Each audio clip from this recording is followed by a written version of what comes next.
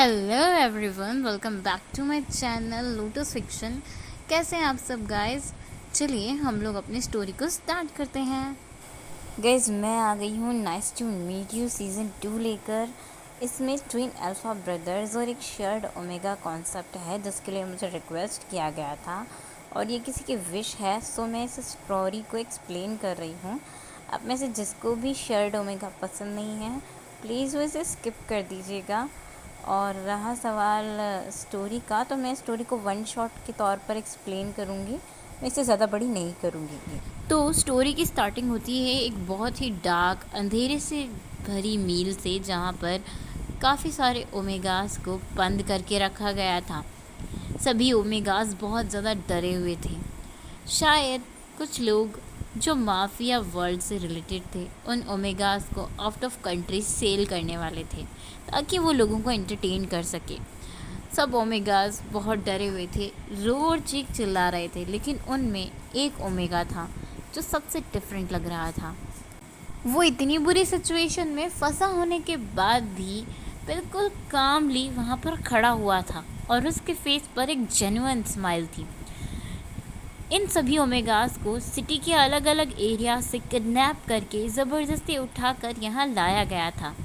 वो ओमेगा अपने स्पेक्स को ठीक करता है और अपने नोज़ पर रखता है।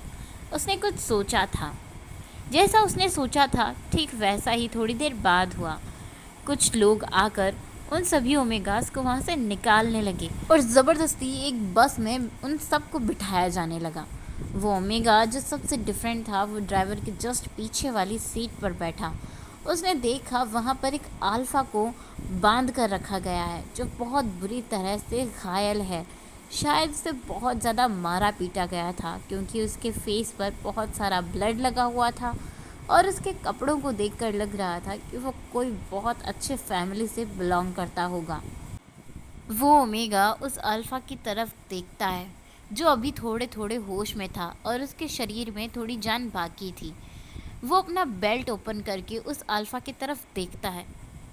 वो अपनी नज़रों से उस अल्फ़ा की तरफ कोई इशारा करता है अपनी उंगलियों से, जिससे वो अल्फ़ा कुछ समझ जाता है। उसके बाद वो दोनों भी एक एक करके ब्रीथिंग लेते हैं। वो अल्फ़ा जिसकी हालत अभी ठीक नहीं थी वो धीरे धीरे अपना बेल्ट अपने पैंट से निकाल लेता है और कसकर उसे अपने दोनों हाथों में लपेट लेता है। दोनों भी एक दूसरे की आंखों में देखकर 3 बार ब्लिंक करते हैं और वो ओमेगा और अल्फ़ा दोनों ही अपने सामने बैठे हुए उन दोनों बंदों के गले में अपना बेल्ट डाल देते हैं और कसकर उन्हें दबाने लगते हैं। वो अल्फ़ा जो घायल था उसमें अभी भी बहुत ताकत थी। वो एक अल्फ़ा को आसानी से मार सकता था क्योंकि वो एक डोमिनेटिंग अल्फ़ा था। और वो ओमेगा जिसने उस ड्राइवर के गले में अपना बेल्ट डाला हुआ था वो उसे बहुत बुरी तरह से स्क्वीज़ कर रहा था, पर वो एक अल्फ़ा के मुकाबले थोड़ा वीक था, इसलिए उसने अपने दोनों पैरों को ड्राइवर की सीट पर बुरी तरह से प्रेस कर दिया था और अपने अंदर की सारी ताकत लगा दी थी। दोनों ही जो बंदे ड्राइविंग सीट पर बैठे हुए थे दोनों उस वक्त मर चुके थे। तब जाकर उस अल्फ़ा और ओमेगा ने उनके गले से अपने बेल्ट निकाले थे।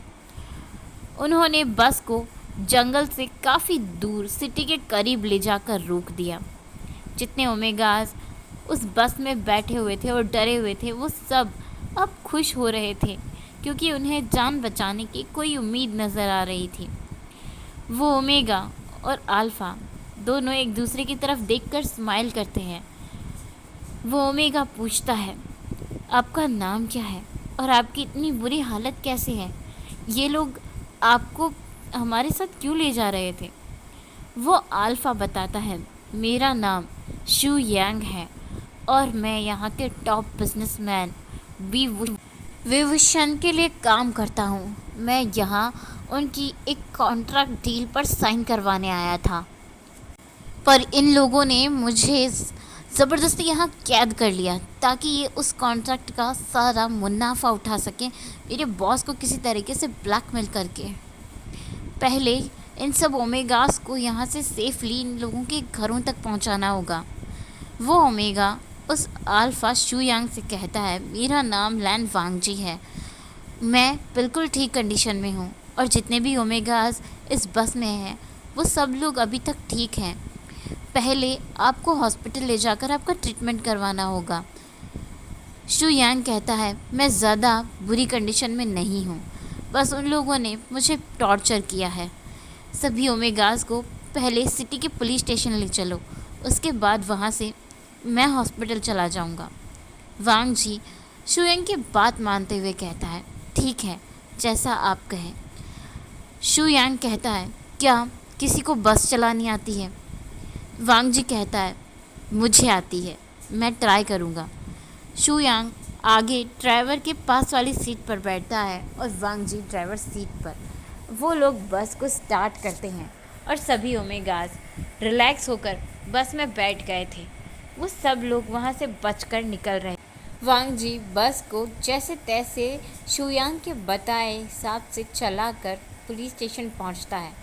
शू यांग वहाँ पहुँचते ही सबसे पहले एक इंस्पेक्टर से फ़ोन लेकर वी वुशियान अपने बॉस को कॉल लगाता है और अपने साथ हुए हादसे के बारे में बताता है। वांग जी पुलिस में कंप्लेंट करता है। पुलिस इंस्पेक्टर जो पहले से ही शू यांग को अच्छे से जानते थे, वो सब वांग जी की लिखी बताई कंप्लेंट लिख लेते हैं और सभी ओमेगास को सेफली उनके घर पर पहुंचाने की जिम्मेदारी लेते हैं। 4 पुलिस कांस्टेबल्स और 2 काफ़ी पावरफुल ऑफिसर्स को उन ओमेगास के साथ भेजा जाता है। वांग जी जो अपने घर जाने वाला था, उसने देखा बस में जो छोटा 5 साल का बच्चा था वो वहीं खड़ा है और वो वांग जी से पैरों से लिपट गया है आकर। वांग जी से पूछता है, हे लिटिल वन, क्या हुआ, तुम उन सबके साथ क्यों नहीं गए? तो वो छोटा बच्चा अपनी बेबी वॉइस में कहता है, क्योंकि मैं उनके साथ नहीं जाना चाहता। आप बहुत अच्छे हो, मैं आपके साथ चल सकता हूँ क्या, प्लीज़? वांग जी उस बच्चे को देखकर स्माइल करता है और वांग जी उसे अपनी गोद में उठाते हुए कहता है, ठीक है शैतान, तुम मेरे साथ चलो। वैसे ये बताओ, तुम्हारी फैमिली मेम्बर्स कहाँ हैं? तुम्हारे मामा पापा वो लोग नहीं हैं क्या? आयुआन उस बच्चे का नाम था। वो सैड होते हुए कहता है, आयुआन के मामा और डाडा नहीं हैं, वो आयुआन को छोड़कर चले गए। जैसे ही आयुआन अपनी बेबी वॉइस में ये कहता है, वांग जी उसके लिए बहुत ही सॉफ्ट फीलिंग रखते हुए उसके फॉरहेड पर किस करते हुए कहता है, ठीक है, आज से तुम गग के साथ रहोगे और पता है मेरा नाम क्या है? तो आयुआन कहता है, ना, नहीं पता। वांग जी कहता है, मेरा नाम लान वांग जी है और अब से तुम मुझे वांग जी गग बुलाना। तो आयुआन कहता है, ठीक है। वांग जी से कहता है, अब अपना नाम नहीं बताओगे मुझे? आयुआन का नाम आयुआन है। वांग जी मुस्कुराता है और एक बार फिर से आयुआन के फॉरहेड पर किस करता है और उसे अपने साथ लेकर जाने लगता है। ये सब शू यांग देख रहा था और उसके फेस पर भी एक स्माइल आ गई थी। शू यांग उस ऑफिसर से कहता है, बॉस को बता देना, और हाँ, मैं एक कार चाहता हूँ ताकि मैं जल्दी से बीजिंग वापस जा सकूँ। वो पुलिस ऑफिसर शू यांग को एक कार मंगवा कर देता है और वहीं स्टेशन में जो मेडिकल रूम था वहाँ शू यांग का ट्रीटमेंट करवाया जाता है। शू यांग जो कार उसे दी गई थी उसे लेकर बीजिंग के लिए निकलता है। अब 3-4 घंटे ट्रैवल करने के बाद शू यांग बीजिंग पहुंच गया था। वी जो यहाँ बहुत ज़्यादा उसके लिए टेंशन में आ गया था और वी वुशियान जो अपने ऑफिस में इस चीज़ को लेकर और भी ज़्यादा परेशान था। वो अपने सारे गार्ड्स पर, सेक्रेटरी पर गुस्सा कर रहा था। उसके गुस्से से हर कोई डरा हुआ था। सारे एम्प्लॉयज़ थर थर काँप रहे थे और वी वुशियान एक सेकंड के लिए भी अपनी चेयर पर नहीं बैठा था जब से उसे शू यांग का कॉल आया था। वो बार बार शू यांग को कॉल करने का ट्राई कर रहा था, पर शू यांग का फ़ोन जो टूट चुका था वो किसी कॉल का आंसर नहीं दे पा रहा था। 4 घंटे बाद जब शू यांग ऑफिस पहुंचा था अपने बॉस के पास तो शाम हो चुकी थी और पूरा ऑफिस सन्नाटे में डूबा हुआ था। जब शुयांग आया, उसके फॉरहेड पर पट्टी बंधी हुई थी और हाथों में भी ड्रेसिंग की गई थी। उसकी लिप्स के नीचे एक बैंडेज लगा हुआ था। उसे ऐसे ऑफिस में आता देखकर ऑफिस के सारे एम्प्लॉयज़, जो बहुत बुरी तरह से डरे हुए थे, वो और भी ज़्यादा परेशान हो गए थे, क्योंकि शुयांग वी वुशियान का सिर्फ मैनेजर ही नहीं, उसका बेस्ट फ्रेंड भी था और वो उसके सारे वर्क्स किया करता था। वी वुशियान को बिल्कुल भी पसंद नहीं था कि कोई शुयांग को कुछ भी कहे। और जब शुयांग वी वुशन के ऑफिस में जाता है तो वी उसे देखकर हक कर लेता है। शुयांग बैठते हुए कहता है, वी छोड़ दो मुझे, मैं मर जाऊंगा। पहले ही उन लोगों ने मुझे बहुत मारा है, छोड़ूंगा नहीं मैं उन लोगों को। वैसे तुम्हें पता है, वहाँ पर उन लोगों ने काफ़ी सारे ओमेगास को भी किडनैप करके रखा हुआ था। विभूषण शुयांग के सर पर बंधी पट्टी को टच करते हुए कहता है, ये चोट कैसे लगी तुम्हें इतनी सारी? क्या उन लोगों ने तुम्हें टॉर्चर किया? शुयांग कहता है, बॉस डोंट वरी, ज़्यादा टॉर्चर नहीं किया उन्होंने, थोड़ा बहुत मेरे साथ मारपीट की, कॉन्ट्रैक्ट के पेपर्स लेने और उन पर मुझे साइन करने के लिए फोर्स किया था, पर मैंने साइन नहीं की। वी वुशियान अब शुयांग से पूछता है, तुम बाहर निकल कैसे पाए वहाँ से इतनी बुरी कंडीशन में? शुयांग बताना स्टार्ट करता है, उन सभी ओमेगाज में एक और ओमेगा था जो बहुत ज़्यादा काम था। इतनी बड़ी प्रॉब्लम में मेरा फेस और माइंड गुस्से के मारे काम नहीं कर रहा था, लेकिन वो बहुत ज़्यादा शांत था।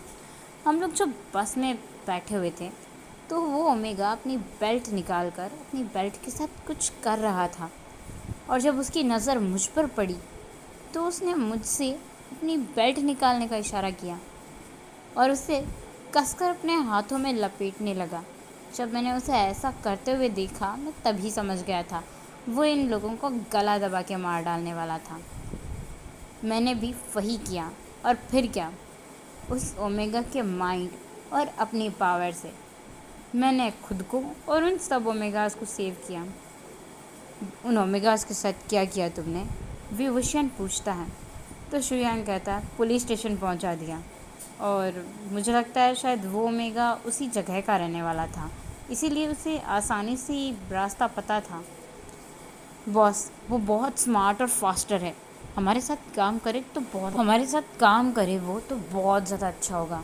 उसकी स्किल्स और टैलेंट से हम लोग और भी ज़्यादा प्रॉफिट यूज़ कर सकते हैं। विभूषण कहता है, तुम 2 दिन का रेस्ट ले लो, तुम्हें 2 दिन ऑफिस आने की कोई ज़रूरत नहीं है। शुयांग ओके बोलकर चला जाता है। अब हमें सीन शिफ्ट करके दिखाया जाता है चोंगजिंग सिटी का, जहाँ पर एक ओल्ड कपल के घर में उनके 2 बच्चे बहुत बुरी तरह से लड़ रहे थे। एक अल्फ़ा अपने ओमेगा ब्रदर के पीछे अपनी चप्पल लेकर भाग रहा था और वो उसे डांटते हुए कह रहा था, वांग जी मैं तुम्हें नहीं छोड़ूंगा, तुमने फिर से अपने सर पर मुसीबत ले ली। और वांग जी चूँकि अपनी फैमिली का एक लौता ओमेगा था जो अभी 20 साल का था, वो अपने ब्रदर को ऐसे अपने पीछे दौड़ता हुआ देखकर खुश हो रहा था और मुस्कुरा रहा था। उसके ब्रदर लैन शिचैन अब वांग जी पर गुस्सा कर रहे थे।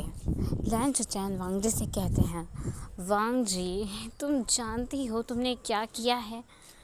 तुमने इतने सारे ओमेगास की जान तो बचा ली, लेकिन तुम जानते हो वो लोग कितने ख़तरनाक हो सकते हैं। वो तुम्हें ढूंढते हुए यहाँ तक भी आ सकते हैं, और ऊपर से ये छोटा बच्चा, हमें तो ये भी नहीं पता कि ये किसका बच्चा है, और तुम इसे भी अपने साथ ले आए हो। यहाँ पर रहना तुम्हारे लिए बिल्कुल भी सेफ़ नहीं है, तुम्हें यहाँ से कहीं और जाना होगा कुछ वक्त के लिए। वांग जी जैसे ही अपने ब्रदर की बात सुनता है, वो एक जगह पर खड़ा हो जाता है, बिल्कुल भी हिल नहीं पाता।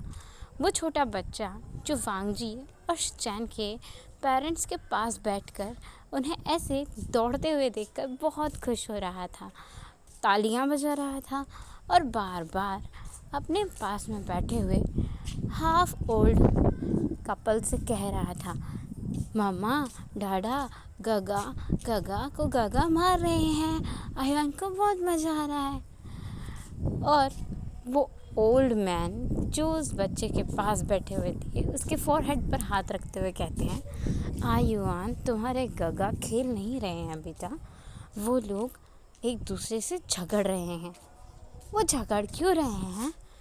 जैसे ही आयुआन इनोसेंटली ये सवाल पूछता है, ओल्ड चिरैन आयुआन से कहते हैं, क्योंकि तुम्हारे वांग जी गगा ने बहुत बड़ी मिस्टेक की है। और जिसके बाद लैन कुरैन अपने बच्चों से कहते हैं, हाँ वांग जी, तुम्हें यहाँ से जाना होगा। तो वांग जी पूछता है, पर डैड मैं जाऊँगा कहाँ और अकेला कैसे जाऊँगा? आयुआन भी मेरे साथ जाएगा। तो लैन कुरैन कहते हैं, मेरा एक दोस्त है वीचांग से, वो बीजिंग में रहता है और उसके दोनों बेटे बहुत ही अच्छे बिजनेसमैन हैं। वो लोग काफ़ी अमीर हैं। वो लोग तुम्हें प्रोटेक्ट करेंगे। तुम वहाँ जा रहे हो कल सुबह ही। सो गाइस, आज के पार्ट में बस इतना ही। और मैं एक बार फिर से कह रही हूँ, जिन्हें शेयर्ड ओमेगा पसंद नहीं है वो इस स्टोरी को ना देखें, क्योंकि ये किसी की रिक्वेस्ट है, इसीलिए मैं इसे एक्सप्लेन कर रही हूँ। और आप सभी मुझे कमेंट्स में बता सकते हैं कि आप लोग कैसी एफएफ सुनना चाहते हैं। मैं उन्हें एक्सप्लेन करने का पूरा ट्राई करूँगी जितना मैं कर सकती हूँ। So thank you so much for watching. आज के पार्ट में बस इतना ही। अगर आप लोगों को वीडियो अच्छा लगा हो तो मुझे कमेंट करके बताइएगा। और जिन लोगों को शेयर्ड ओमेगा सुनना पसंद है वो लोग मुझे अगर कमेंट करेंगे तो मैं इसका नेक्स्ट पार्ट जल्दी अपलोड कर दूँगी। Bye bye, good night guys.